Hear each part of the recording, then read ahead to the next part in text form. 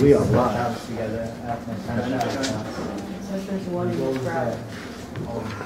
Is that right? Sorry?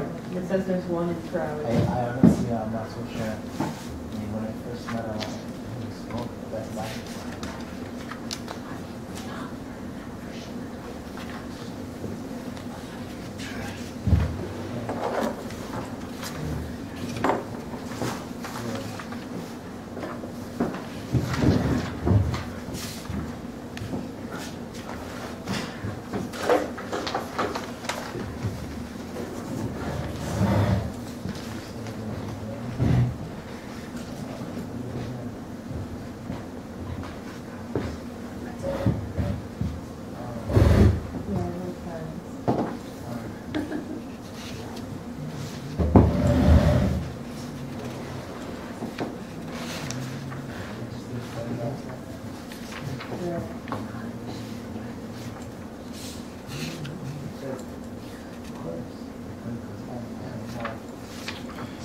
Okay, my friends.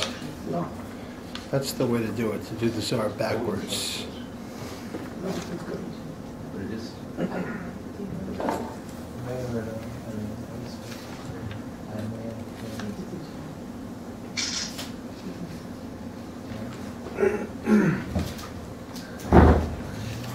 Okay, good Shabbos, good Yom Tov.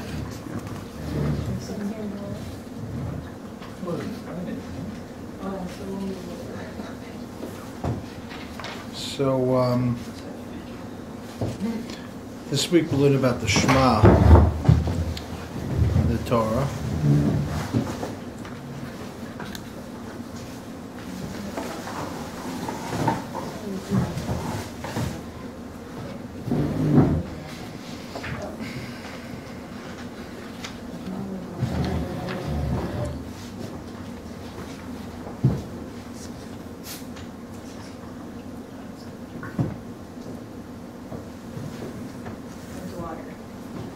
Okay.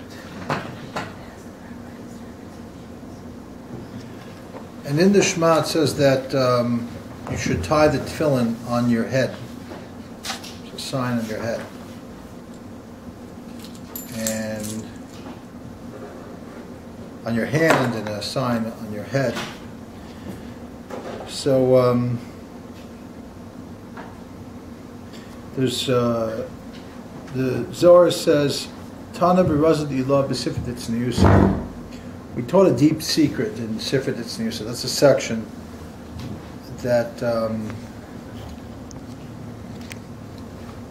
thank you, is specifically esoteric, even for the Zohar. Tlas chalalan desav nershiman esgalim be begalusa d'zer ampin. Don't mind the Aramaic. So who wrote that sefer? That's the Zohar. What? It's the Zohar. It's a section of the different sections of the Zohar. I thought it was a different machaber. No. This is the same. Sefer. No, this is a section of the Zohar. I didn't know that. El Sinusa means hidden. Yeah, exactly. So if the Zohar is calling like a section the hidden secrets, it's like extra hidden. Extra, I see. Yeah. That means like relative to many of the other sections of the Zohar is like pshat compared to the Sifat. There's a few sections of the Zohar that are particularly esoteric. Like the Idris, there's two Idris. Idra Rabbah, Idra Zuta. Also very mystical. So anyway, it says there, and there's where it's a lot of kind of discussions about levels of different things that are very detailed. Klas Chalalan Desavan Rishiman. There's three spheres that have these letters, not actual letters, but like the Rishima means when you have the kind of when something is not defined yet, but it's like when you wanted to, in the temple actually, when they wanted to designate how they were going to like connect certain things, they would designate this one with that one, like with a symbol. So that what it represents is something that's symbolically there, but not actually there. It's like marking it for the future. It's prepare. It's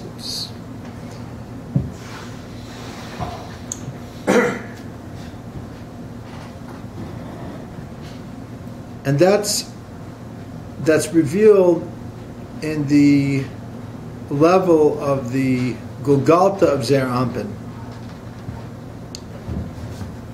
which essentially means that what we're talking about is the particular descent of the divine influence into making the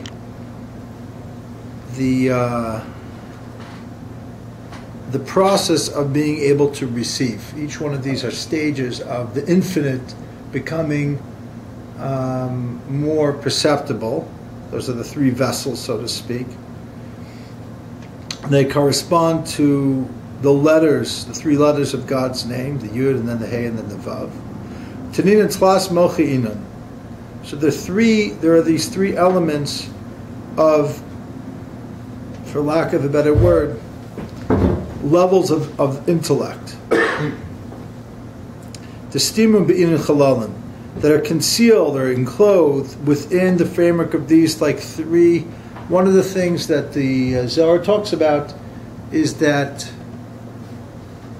the head, the skull, is the place in which, on the one hand, the mind is encased in, and on the other hand,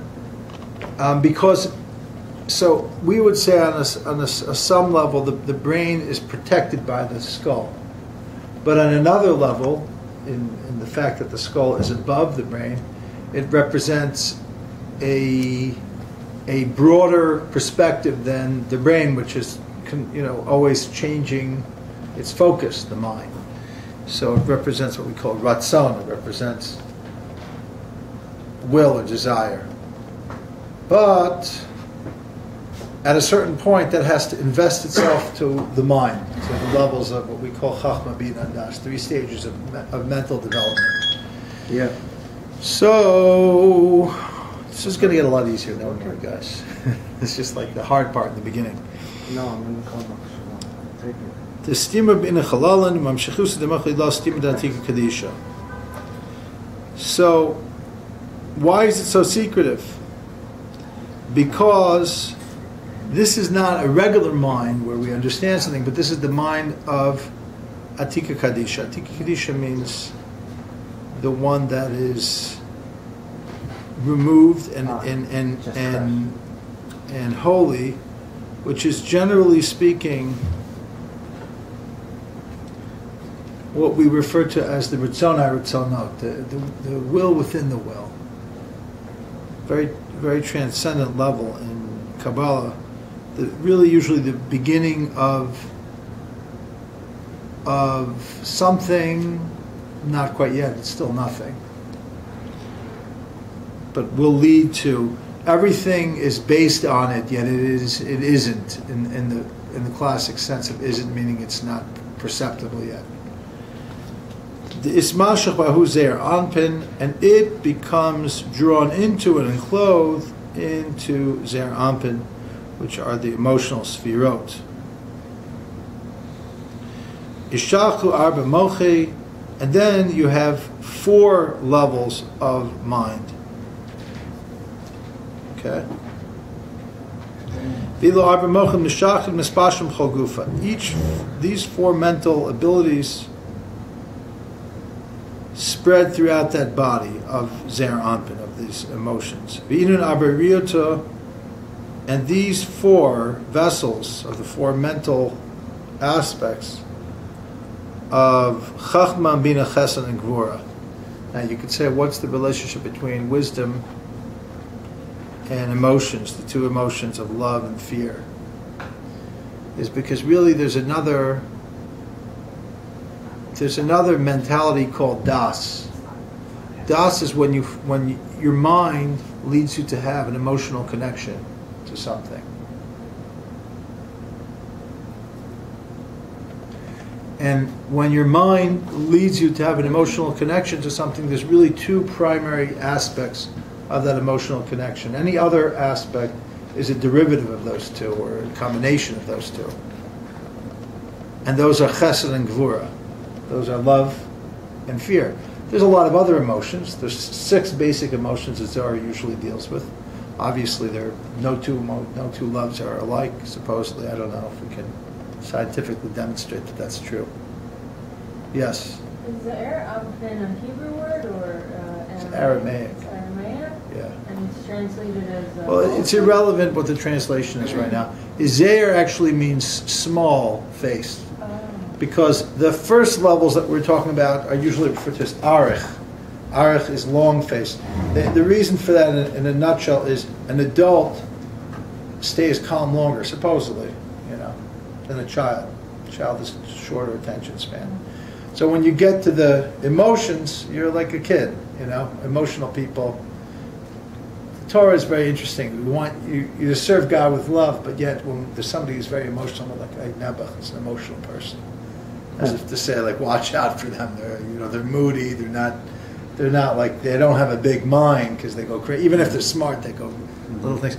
So, but the funny thing is, paradoxically, Zeir Anpin, which in this reference means kind of limited, is actually transcendent. Is the Yud-Kei Vav-Kei relative to the Shem Elokim, or Shem, the other names, the lower names of God?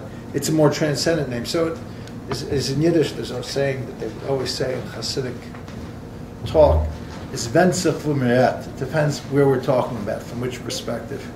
Relative to Arach and Atik, which is, these higher levels of Ratzon, of will, Zeir Anpin is more defined and limited. But relative to Malchus, Zeir Anpin is more transcendent. It's all... So it's low and The vessel then becomes the light for that which is below it. So Zeir Anpin is the vessel for Mochin, and the Mochin is the vessel for Keser, but then Malchus ultimately is the vessel for Zeir Anpin. So each one is the light of the thing that's below it. So it's all relative. Small-mindedness. No, it's not small-mindedness. Absolutely not. There's an aspect of it that's smaller faced versus the bigger face. There is another concept called Mochin Dekatnus, but that's lower than Zeir Anpin, which means small, like limited mind. So there's lots of levels of mind kind of decreasing or increasing or expanding.